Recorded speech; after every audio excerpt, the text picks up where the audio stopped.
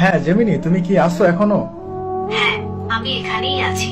তুমি কেমন আছো? হ্যাঁ, আমি ভালো আছি। আমি তোমাকে কিছু প্রশ্ন করতে চাই। অবশ্যই জিজ্ঞাসা করো, আমি উত্তর দিতে প্রস্তুত। আচ্ছা, তুমি আমাকে বলতে পারো যে পৃথিবীর সব থেকে পুরাতন ধর্ম কোনটি, প্রাচীন ধর্ম কোনটি? পৃথিবীর প্রাচীনতম ধর্ম কোনটি তা নিয়ে ঐতিহাসিকদের মধ্যে কিছুটা বিতর্ক রয়েছে। তবে সাধারণভাবে হিন্দু ধর্মকে সব থেকে পুরনো ধর্ম মনে করা হয়। এর ইতিহাস প্রায় 4000 বছরেরও বেশি পুরনো। ও আচ্ছা, তার মানে তুমি বলতে চাচ্ছ যে হিন্দু ধর্ম 4000 বছর এমন আর কি হিন্দু ধর্ম, তাই তো? হ্যাঁ, মোটামুটি 4000 বছর আগে এই ধর্মের উৎপত্তি। আচ্ছা, তাহলে এখন বলো যে ইসলাম ধর্ম কত পুরনো, ইসলাম ধর্মের বয়স কত? ইসলামের ইতিহাস 1400 বছরেরও বেশি পুরনো। এটি 7ম শতাব্দীতে আরবে মহানবী হযরত মুহাম্মদ শাহের মাধ্যমে প্রচারিত হয়।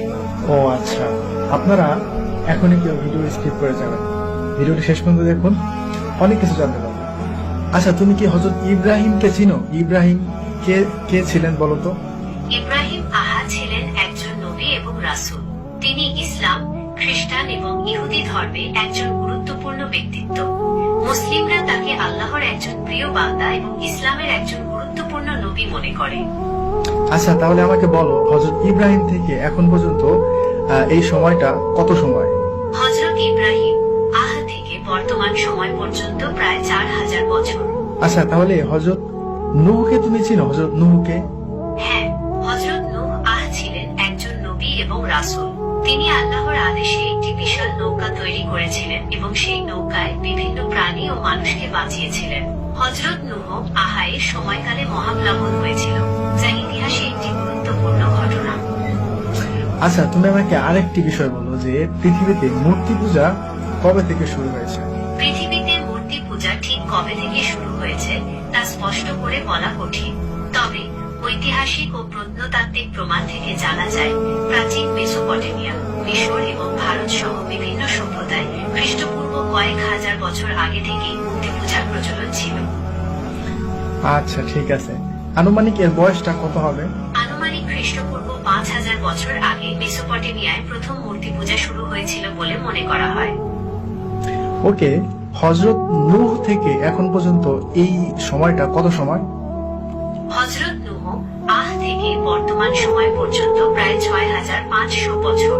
ওকে, তাহলে এখন ইসলামে হাদিস রয়েছে হযরত নূহ আলাইহিস সালামের সময়ে মূর্তি পূজা শুরু হয়েছিল।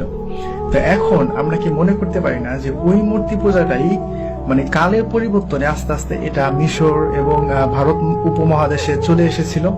হ্যাঁ, হযরত নূহ এর সময়কালে মূর্তি পূজা শুরু হয়েছিল এবং সময়ের সাথে সাথে এটি অন্যান্য অঞ্চলে ছড়িয়ে পড়েছিল।